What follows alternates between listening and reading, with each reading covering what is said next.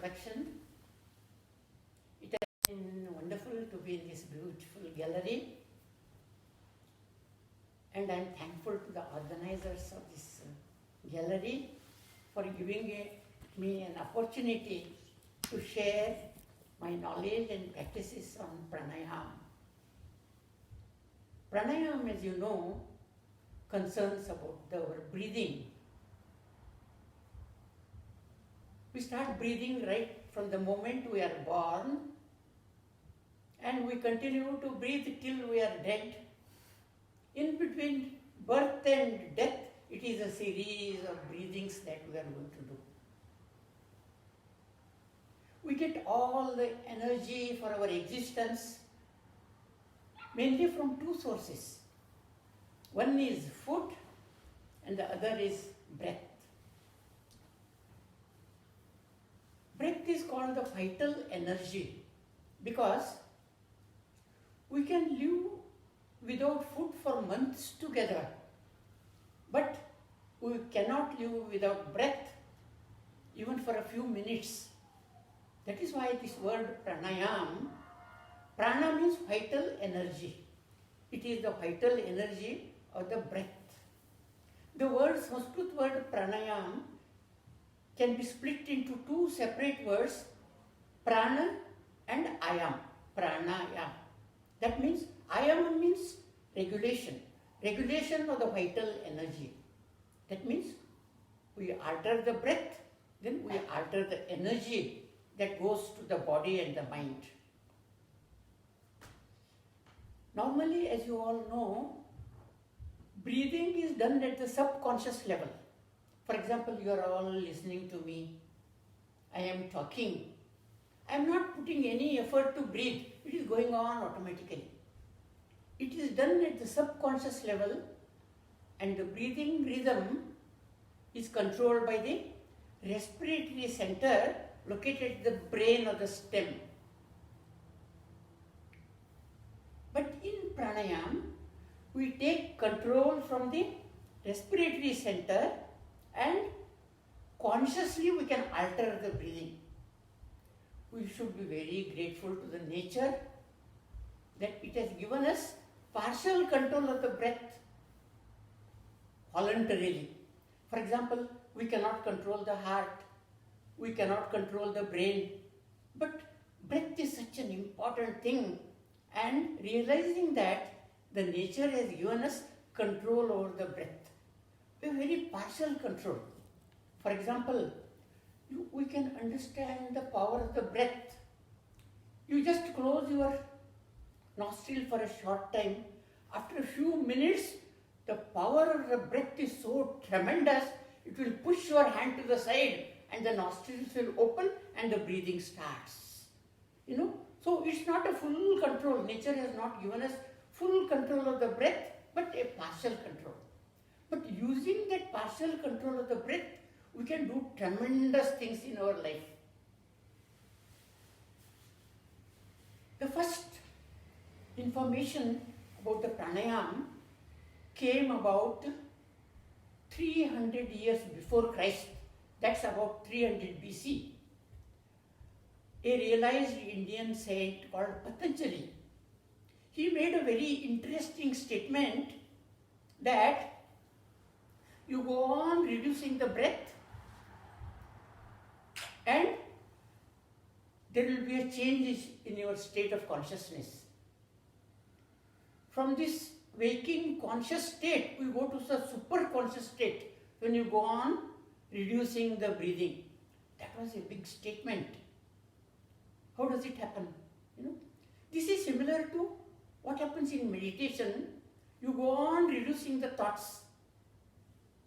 And when the thoughts are reduced and the frequency of the thoughts come to a very threshold low level, then a shift in the consciousness takes place, self-realization.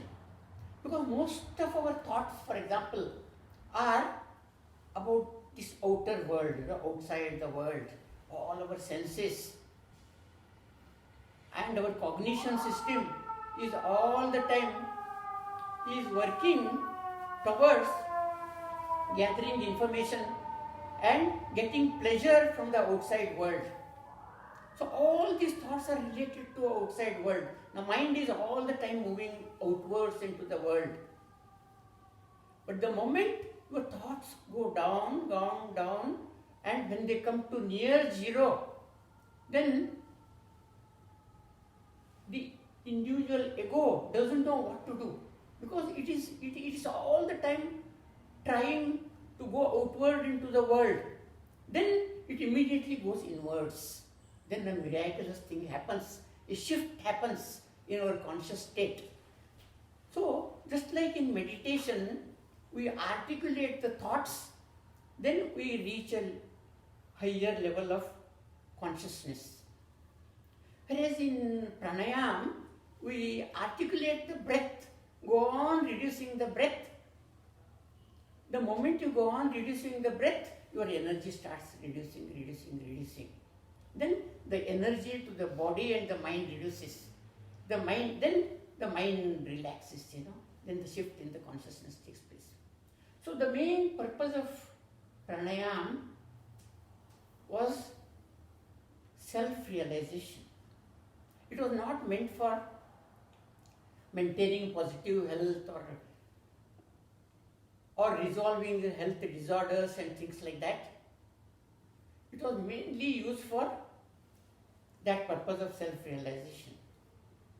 Patanjali never disclosed the methods of how to breathe and things like that, It was kept a great secret because this pranayam used such a tremendous energy. If the person is not noble, if his character is not good, then this tremendous energy given by pranayam can be misused, We can destroy ourselves and we can destroy the world. Because of that, it was kept a secret and it was taught only to those disciples who are having a strong character. But later on, in about 1200 AD, there was another sage, a great yogi, his name was Swatmaram. He said, in addition to self-realization and slow down of the breath, we can enhance the breath, we can increase the breath. Then you get a lot of benefits to the body and the mind. So, in the modern yoga schools, breathing pranayam is used for both the purposes. It can be used for maintaining a positive health. It can be used for treatment of health disorders. And of course, it's a great tool for self-realization. Similar to method of meditation, path of knowledge, and the path of devotion. And this is the path of energy. This is the path of energy for self-realization. Now let us see how the pranayam can change us in different ways. As you know, our breathing, if you see, breathing is in 4 phases.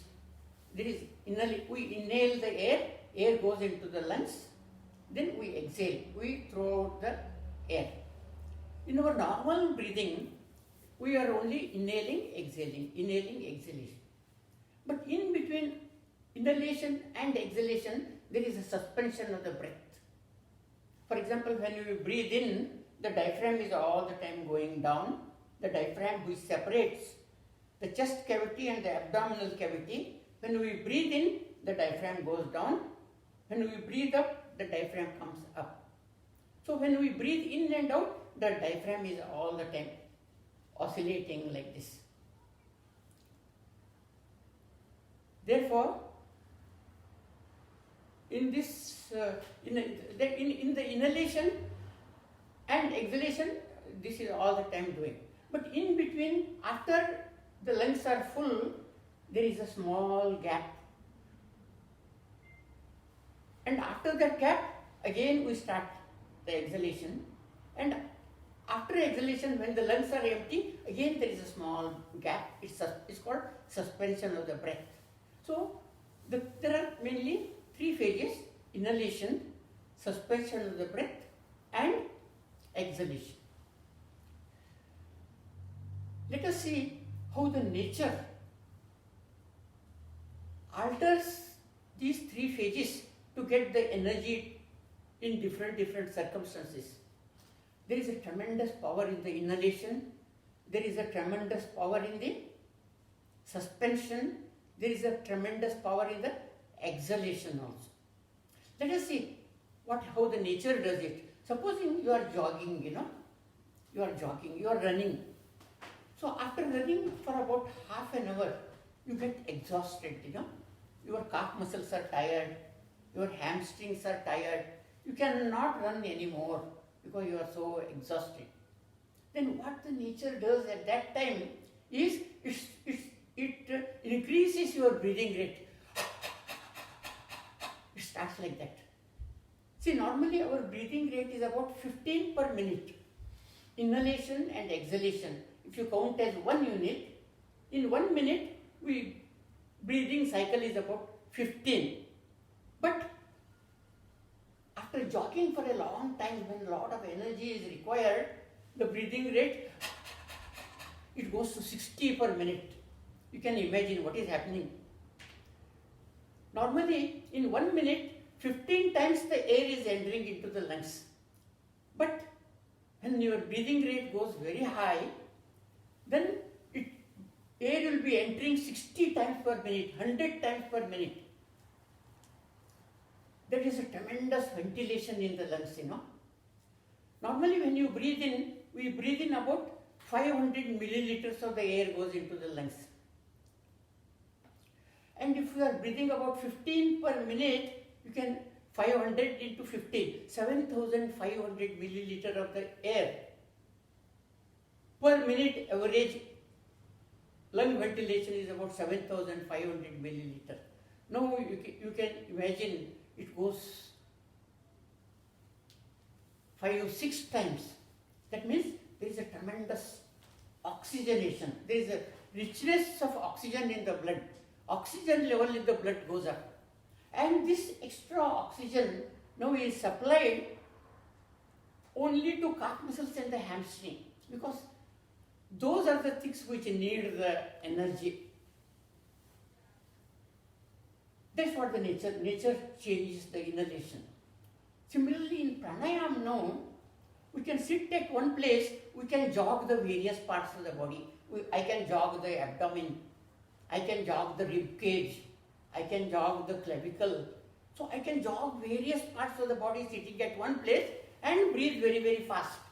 That means now I am energizing all the parts in the stomach, all the parts in the chest cavity here. So the entire body energization you can do when you do fast breathing, much more than our normal breathing of 15 per minute.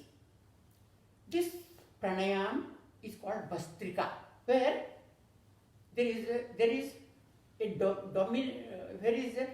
predomination of the inhalation, lot of air goes, and energization. And let us see exhalation, how the nature utilizes the exhalation. We breathe out. For example, when you are tired, when you are bored and all that, a long yawn takes place. Like that.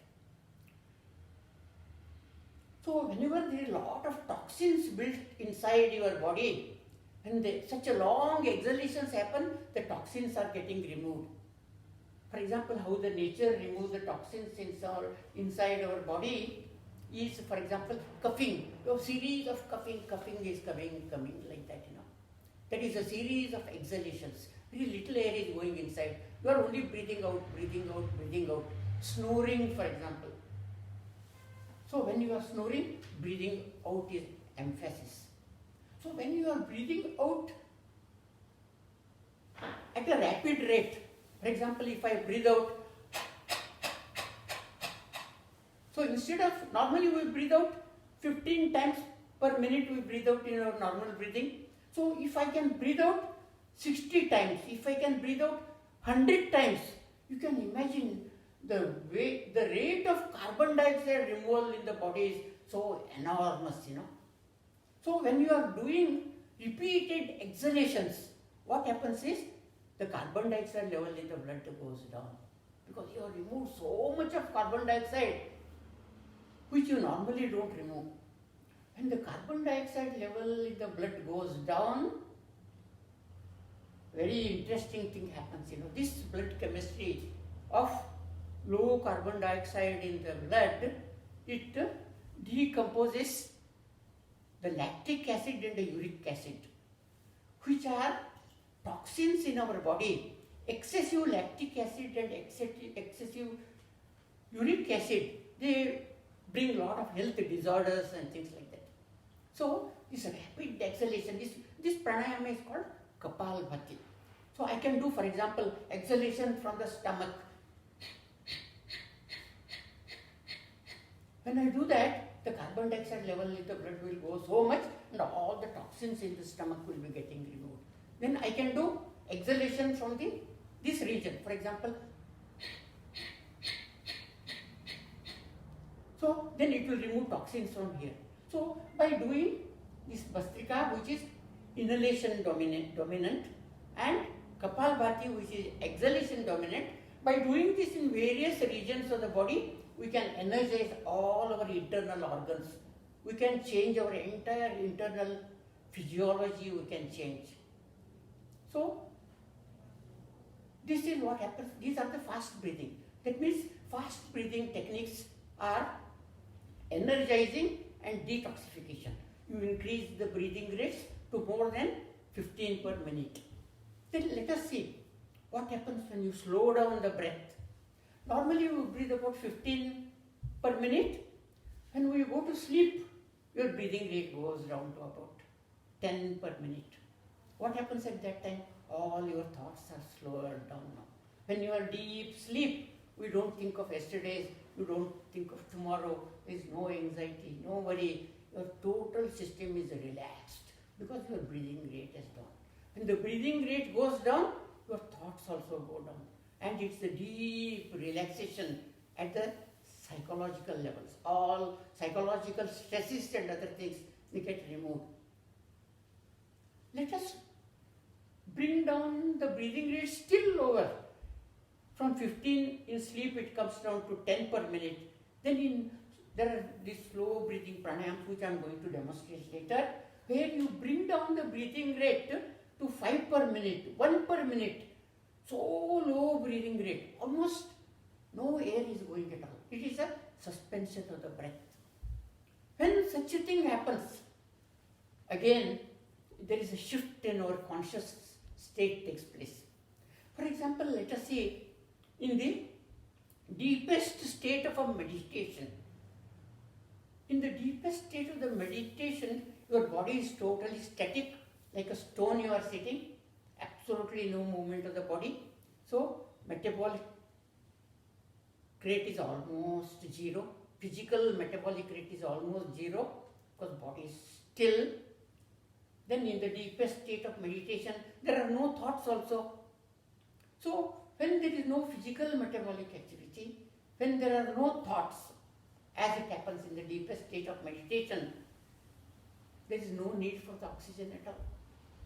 Because oxygen is needed when there is physical metabolic activity and a lot of thinking is going on and things like that. So when there are no thoughts and when there is no physical metabolic activity, there is no need of the oxygen at all. So breathing rate goes down. In the deepest state of the meditation, the nature automatically brings down the breathing rate. In pranayama, we are doing the reverse. Instead of directly tackling the thoughts and bringing down the thoughts, here we bring down the breathing rate, then the thoughts will go down. It is the reverse method of energy. Manipulating the energy by the means of this one. So basically now there are fast breathing and slow breathing. Now let us see, this is how the nature goes. In pranayama, how we do this? Now I will demonstrate 6 fast breathing practices. I will demonstrate 6. Another 6 Bhastrika I will demonstrate. That means fast breathing with lot of inhalation. Then I will demonstrate 6 Kapalbhati. That means exhalation dominant breathing in various parts of the body. and then I will demonstrate 3 slow breathing practices. Okay? Now let us see Bhastrika. We start Bhastrika at the stomach level. That means we are jogging the stomach in front and back. When I pull the stomach back, I breathe out. When I push the stomach front, I breathe in. So like this, and fast breathing. That means I am jogging the stomach now. Lot of energy will go, oxygenation. Watch me.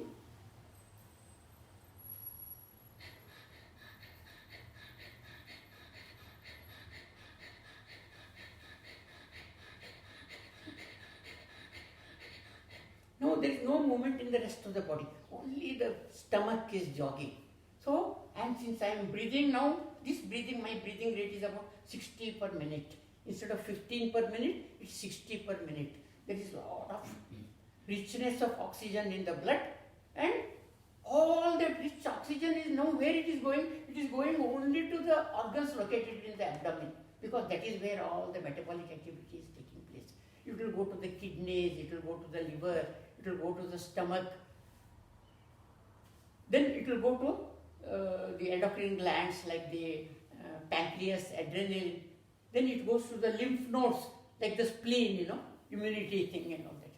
So by doing this Bhastrika with rich, high breathing and jogging the stomach, all the abdominal organs get energized, they get enough strength, and the abdominal wall becomes very, very strong.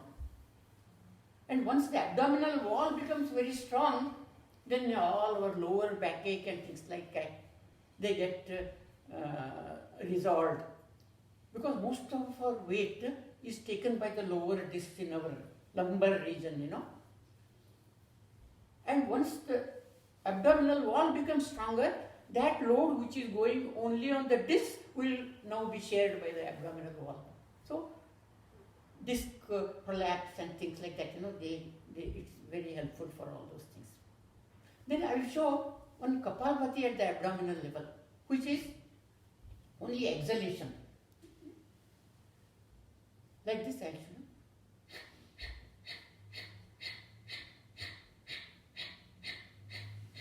Now I am only exhaling. It is 90% exhalation. In between two exhalation, whatever little oxygen goes, that is it. Otherwise you are exhaling all the time. That means you are removing so much of carbon dioxide. The residual level of carbon dioxide in the blood becomes very, very low. So all those toxins build up in the abdomen, like the mainly lactic acid, uric acid and other toxins, they get decomposed when the carbon dioxide level in the blood goes down. So by doing Bhastrika and Kapalbhati at the abdominal level, we have done the detoxification of all the organs in the abdominal level and energization of all the organs in the abdominal level. Now I will do Bhastrika and Kapalbhati at the intercostal, chest level, rib cage. I jog the rib cage, with fast breathing. So I can energize and detoxify all the organs located in the rib cage. I'll show you. I'll do the first Bhastrika first.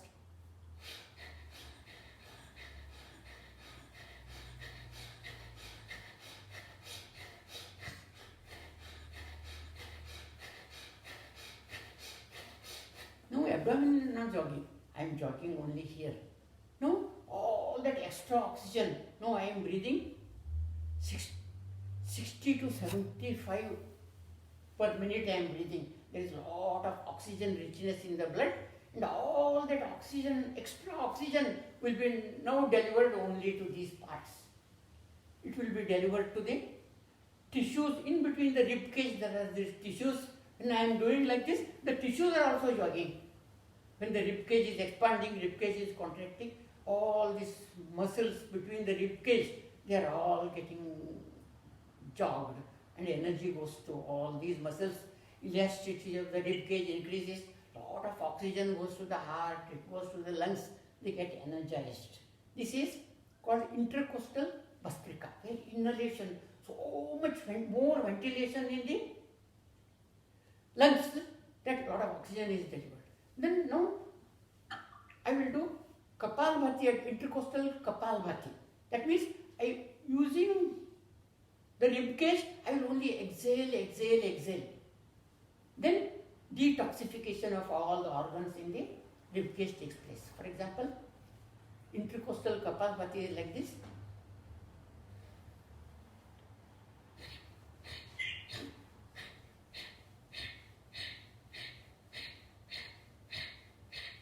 Earlier what I did,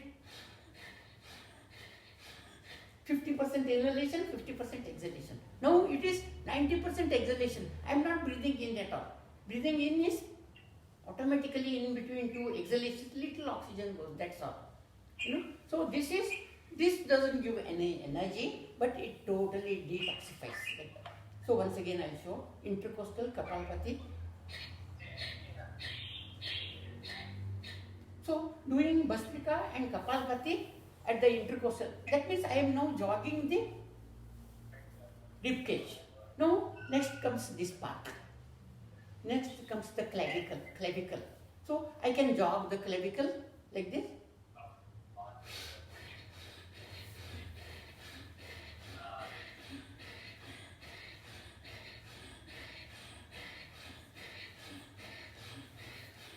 Now abdomen is not moving, rib cage is not moving. Now I am jogging only the clavicle. And at this high breathing rate, now the shoulder they get very strong. In the workshops when I conduct in India, many people get what is known as a frozen shoulders, they all get resolved so easily.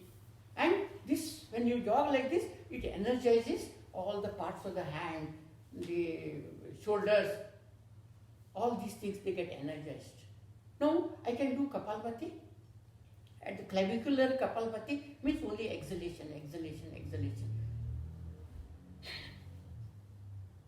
Sorry, I'm talking of the intercostal.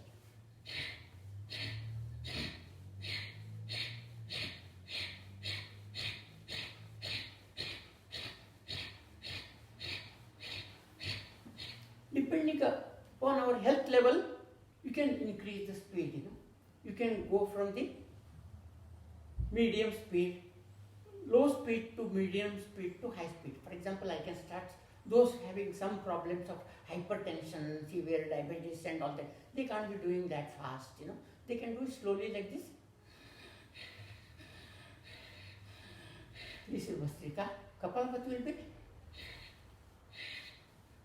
Speed you can increase.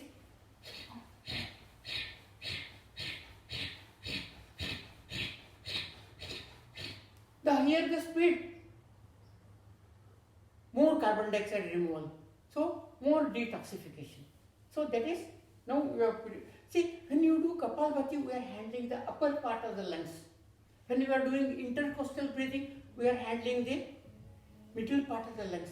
When you are doing the abdominal Bhastrika and Kapalbhati, we are handling the lower part of the lungs. So, by doing these three practices, you have activated the entire lungs, Otherwise, what happens most of the time? Most of the time we will be using only the lower part of the lungs. Then dysfunction, atrophy takes place in the upper part of the lungs and middle part of the lungs. They become the sites of infection.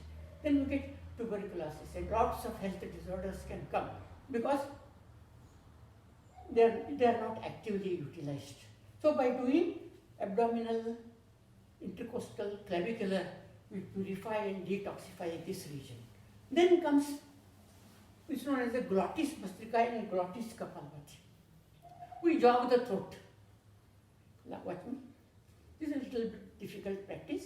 Takes some time to do this. When the throat contracts, you have to breathe in. When the throat stretches, breathe out. So it's the jogging of the throat with high breathing, high rate of breathing. Watch me.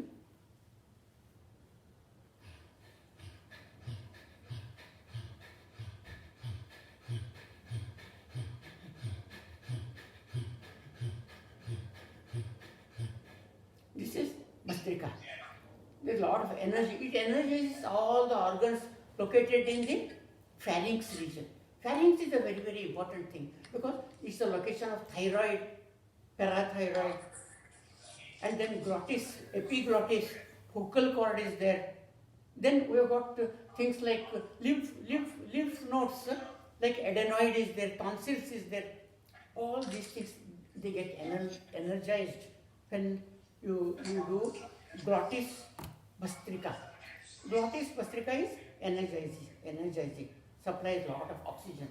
Then glottis kapalbhati for purification of all the parts located in the pharynx region, like this. When the throat stretches, you breathe out, breathe out, breathe out. What means?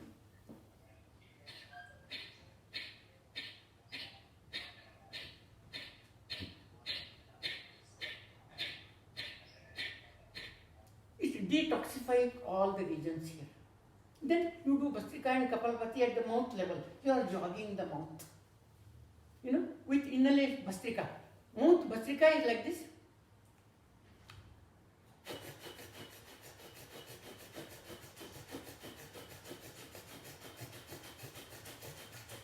Here, you are jogging the mouth and you are breathing at the rate of 60 or 100 per minute, So when you do that, all the parts in the mouth, for example, the upper palate, the tongue, the teeth, the gums, they all get lot of oxygenated, And doing Bhastrika and Kapalbhati at the mouth level prevent deadly mouth diseases can be prevented.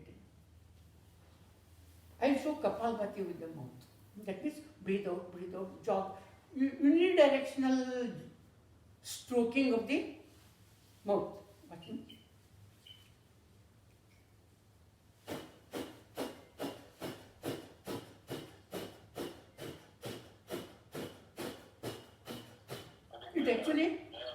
It energizes all the muscles in the facial region. So it is energization of not only the parts in the mouth, the facial muscles also they get energized. And when we do this, the salival glands, which are on the tongue and which are on the walls of the mouth and all that, so they get energized. So it improves the digestive system because the mucus and saliva formation efficiency is increased. Now, after the jogging of this mouth, now jogging the nasal channel. Kapalbhati and Bhastrika with the nasal channel. For example, you inhale and exhale. Bhastrika at the nasal channel will be like this.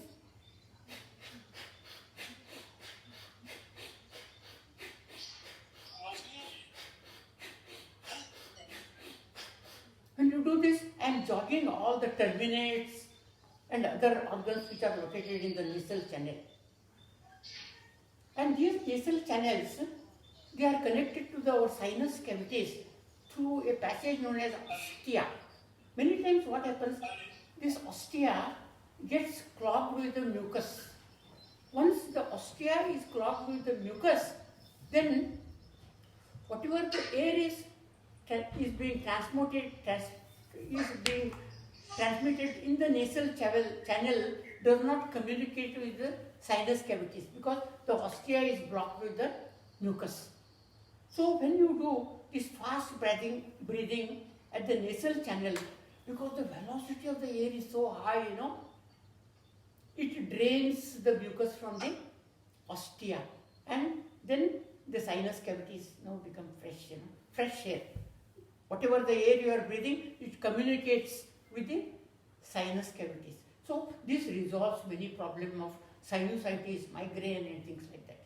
I found a lot of cases when I conduct workshops in India, it solves a lot of problems. And another thing what happens, the olfactory, the smell. There was a person who was attending our workshop who had absolutely no sense of the smell at all.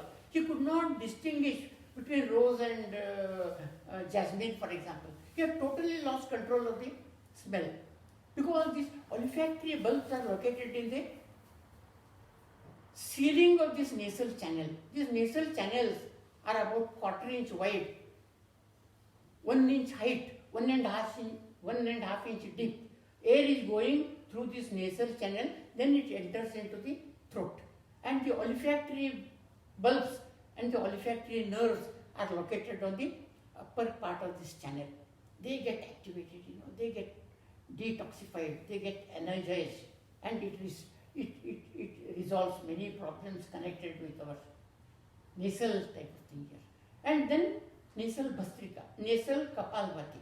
That means using the nasal channels, you only breathe out, breathe out, breathe out. That is detoxifying all organs and components located in the nasal channel. For example, nasal kapalbhati will be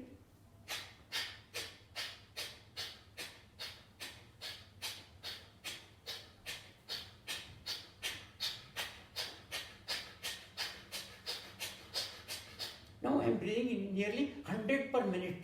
So much I am taking out all the carbon dioxide level. It goes so down in the blood, it detoxifies this entire region.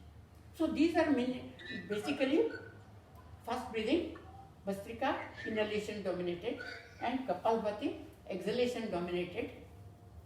That means you are jogging various parts of the body and you are covering the entire body.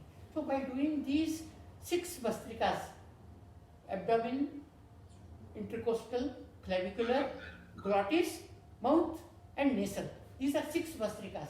Every day if you can do 6 Bhastrikas in this region of the body and 6 Kapalbhati on the exhalation in this part of the body, then it maintains perfect health and detoxification.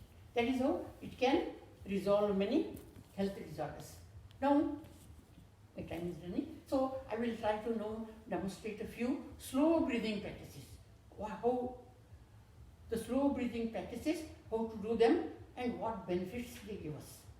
For example, if you see our breathing phases, normally nature has made our exhalation is slightly longer than the inhalation, because inhalation requires energy. You have to put energy to inhale the air, but exhalation happens by just relaxation of the diaphragm.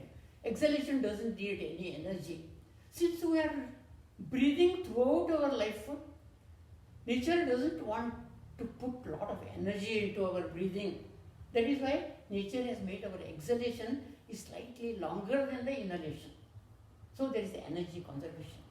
So in this pranayam, which is my favorite pranayam, this is called Anuloma Pranayam. In Anuloma Pranayam, what you do, you make exhalation very long and you make inhalation very short. That means you are doing even better than what the nature is doing. Nature has kept exhalation slightly longer than the inhalation. But now we can make the exhalation very long, inhalation very short. So for that, what you have to do, if you want to make the inhalation very short, means you breathe in with both the nostrils. Then you want to make the exhalation very long, you breathe out with only one nostril. Certain amount of the air is entering into the lungs. Now when I inhale, it is entering through 2 channels. So it takes a shorter time. And when you are exhaling, same amount of the air which is in the lungs, now you are throwing out with only 1 channel. That means it takes a longer time. So exhalation you have made very long and inhalation you have made very short. It's a wonderful pranayam, I will just show that. So in this pranayam, what you are doing is, you are inhaling through both the nostrils and exhaling through alternate nostrils. For example, watch me. These are slow breathing pranayams. So you should take as long, inhalation should take as long a time as possible. Exhalation also should take as long a time as possible. You are bringing down the breathing rate from 10 per minute to 5 per minute to 1. Very, very, very slow breathing rate you are going to do. Now I will demonstrate Anuloma Pranayam. You breathe in from both the nostrils, breathe out from alternate nostrils. Watch me.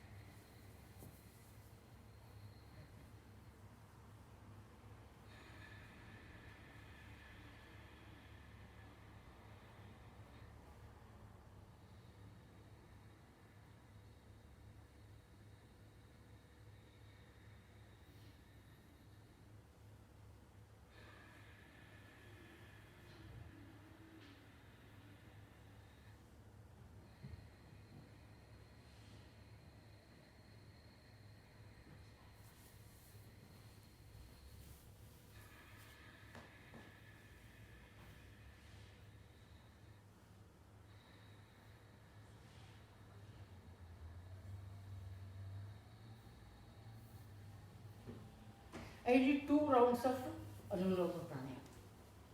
So inhalation was from both the nostril, exhalation was single nostril. What happens in this pranayama is the breathing has become so complex now, The mind is all the time thinking which nostril you are closing. Next breath, is it coming from both the nostrils or is it going from one nostril? So all the time mind is thinking of the breath only. It cannot think of yesterday's, tomorrow. The moment you start doing that, you cannot do this pranayama. So by doing this Anuloma Pranayama, your mind is all the time anchored to the breath.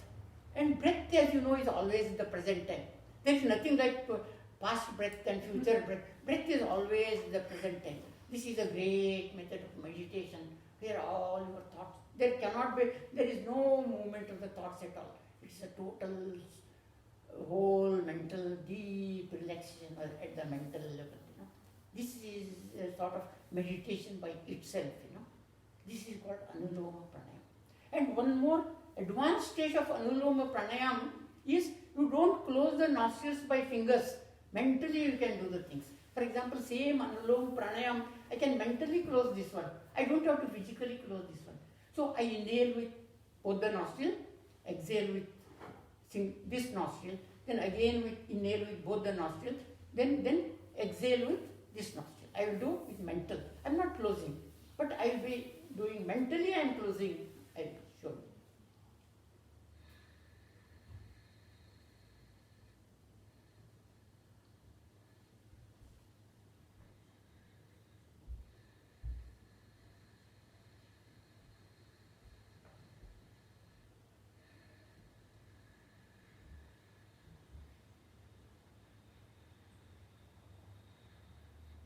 This is the same Anuloma Pranayama done mentally.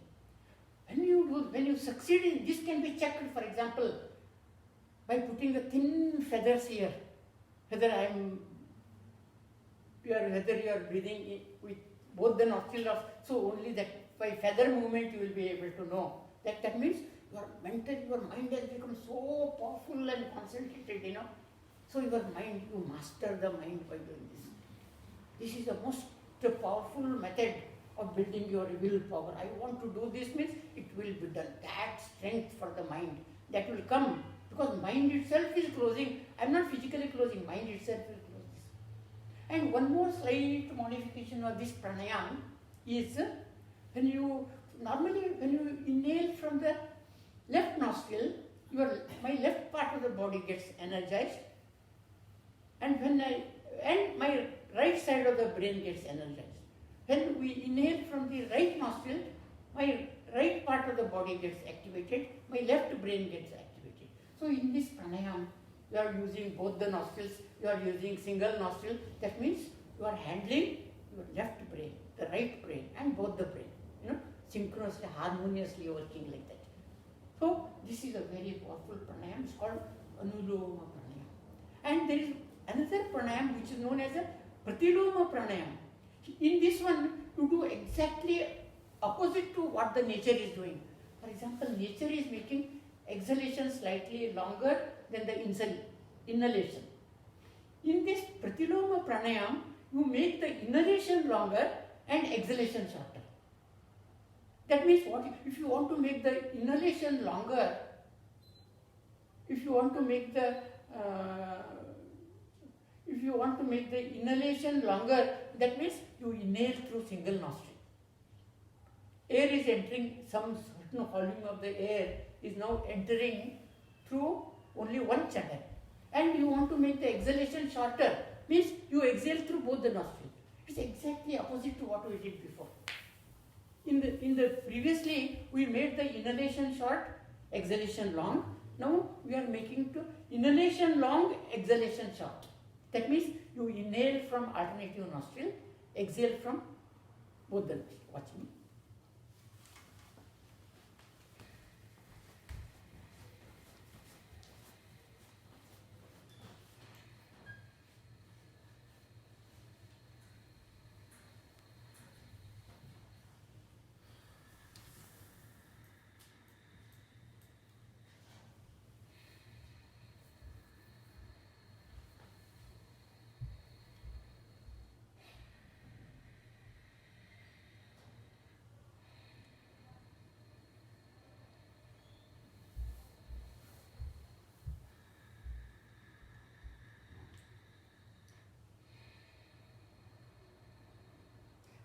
2 rounds of Pratiloma Pranayama.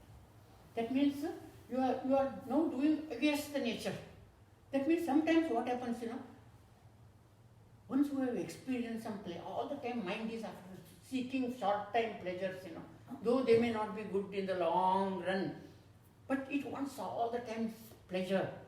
Because that experience of pleasure, it will all the time going to one particular thing which is not good for me, but it wants to extract pleasure from that, So mind is all the time going there. But in this pranayam, you are not allowing the mind to do what it likes to do. We are articulating the mind to do what I want to do, not whatever. That means you are taken control from the subconscious, totally conscious. We are consciously living. What I want, if something is not good, I will be able to control that sort of. So the change in the brain takes place. When you do this slow breathing pranayam, entire brain waves change, Normally in our daily life, 9 to 5 life, we are all the time, our mind is going outward in the world, seeking pleasure from that, relationship, objects, everything I want from the world, it's all the time going in the outer world. So, in this pranayam, we'll be able to control all those things and bring the mind to a proper level. So, and similarly, this Pratiloma pranayam now can be done mentally, for example. I can mentally, instead of breathing from this one, closing the nostril, I need not close the nostril. I will do one round of mental Pratiloma. That means I breathe in from one left nostril, I breathe out from both the nostrils. I breathe in from the right nostril, breathe out from, watch me.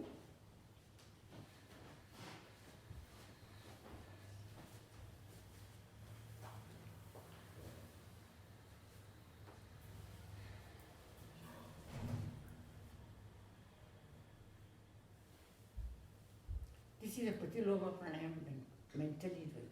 Then one last, because my time is running out. Still I have some time? 13 minutes. 13 minutes, okay. So, this pranayam is known as a yogi pranayam. In yogi pranayam, we are doing, it's a slow pranayam, we are doing abdominal breathing, intercostal breathing, clavicular breathing, glottis breathing, all at one time. For example, watch me now, I'll show 2-3 rounds of yogi pranayam.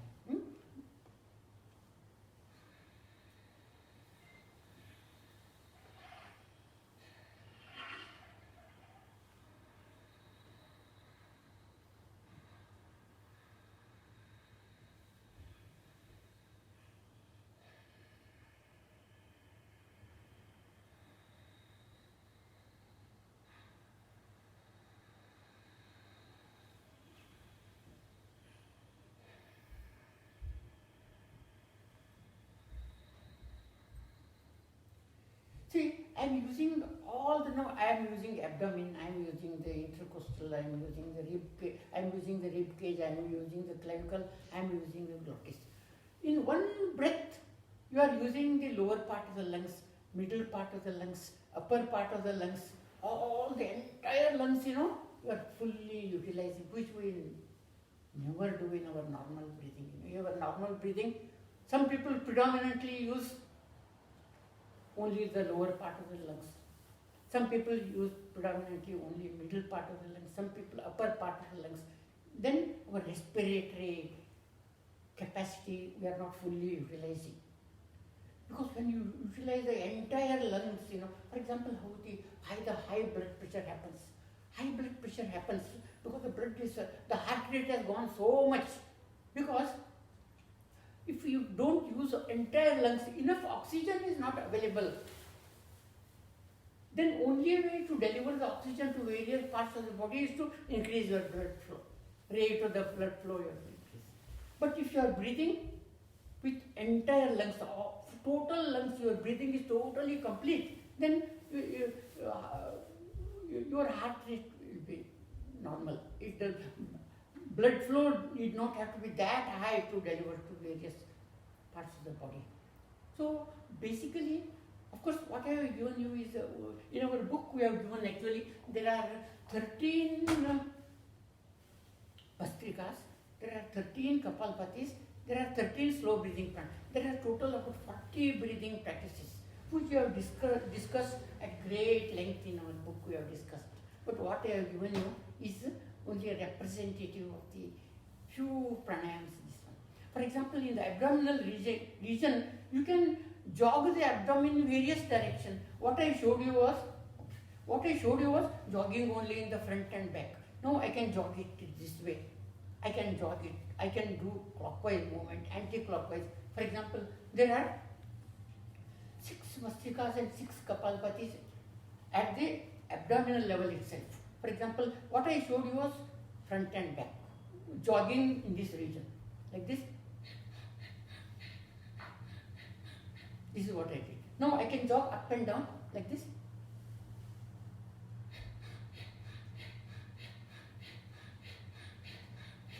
Now I can jog left and right.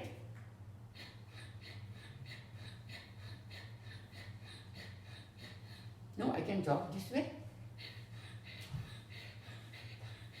Now I can jog this way, anti-clockwise.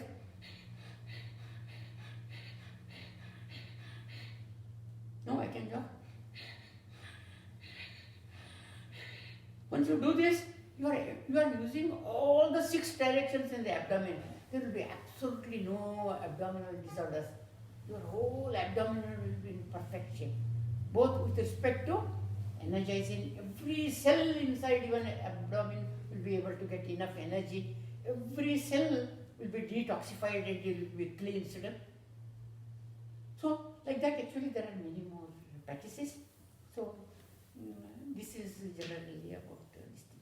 And if you see Patanjali Yoga Sutra, see there are 8 aphorisms. Patanjali was a great scholar. He's a tremendous person. He at that time, even when people did not know about the medical science of your physiology, your brain, and all things, they didn't know. It was empirically he established all those things. I actually forgot to tell a very important thing, how the brain changes, when you do this slow breathing pranayama. When in our normal life, our brain waves are only in the alpha and beta region.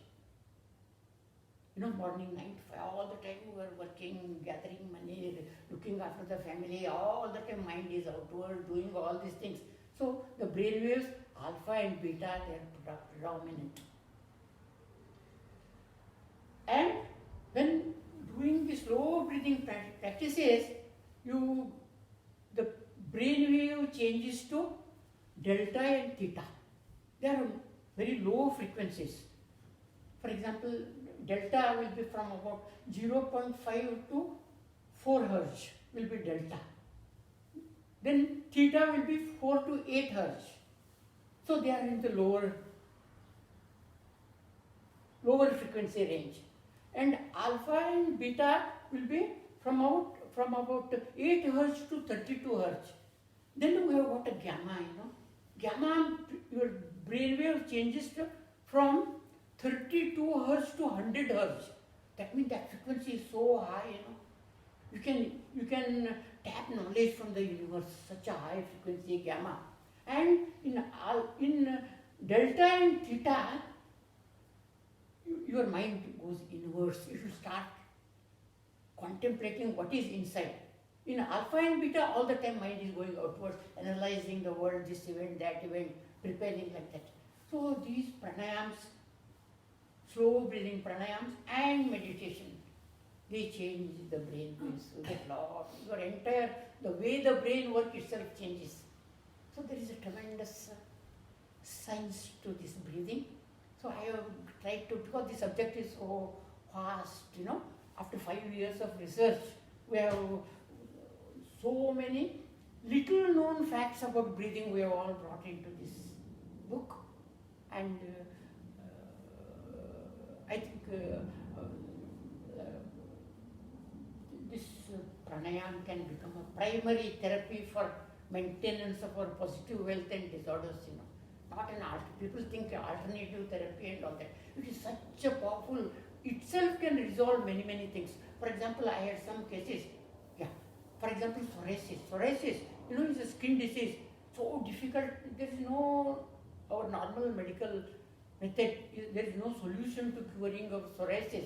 But I have a lot of cases of psoriasis, you know, by doing these pranayama practices. Within 1 month, those people who are having skin problems for 10 to 15 years, severe psoriasis, you know, they all get resolved in such a short time. Pranayama is such a powerful thing.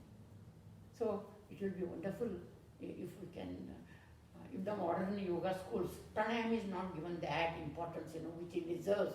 That was the purpose why we wrote this book. So if the pranayama gets due importance, then our quality of our life will be so tremendous, and it will be, our whole humanity will be welfare of the society.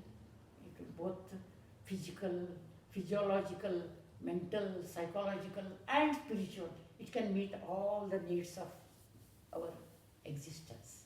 So with this, I am so grateful once again for all the people who are present here and all the people who are not present here, which are listening to us online.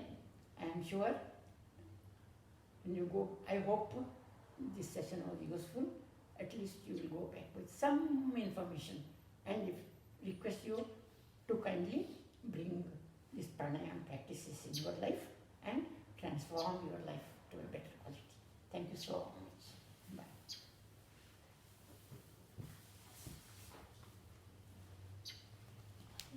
5 minutes of break. Thank you, Pilaji.